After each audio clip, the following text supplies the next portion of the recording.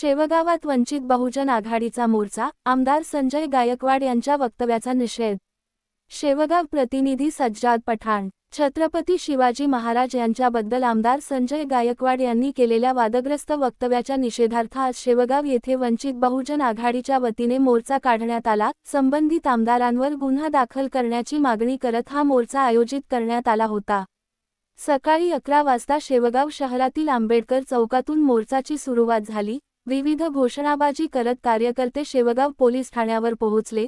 तेथे आमदार संजय गायकवाड यांच्यावर गुन्हा दाखल करण्यात यावा या मागणीचे निवेदन पोलीस निरीक्षक संतोष मुटकुळे यांना देण्यात आले। या मोर्चाचे नेतृत्व वंचित बहुजन आघाडीचे राज्य उपाध्यक्ष प्रा. किसन चव्हाण यांनी केले।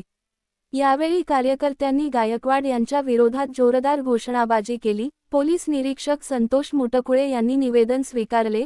मोर्चामध्ये वंचित बहुजन आघाडीचे पदाधिकारी व कार्यकर्ते मोठ्या संख्येने उपस्थित होते। बाईट। छत्रपती शिवाजी महाराज यांच्याबद्दल केलेले वक्तव्य अत्यंत निषेधार्ह आहे। संबंधित आमदारांवर तात्काळ गुन्हा दाखल करावा, अन्यथा आंदोलन तीव्र करण्यात येईल, अशी प्रतिक्रिया प्रा. किसन चव्हाण, राज्य उपाध्यक्ष, वंचित बहुजन आघाडी यांनी दिली।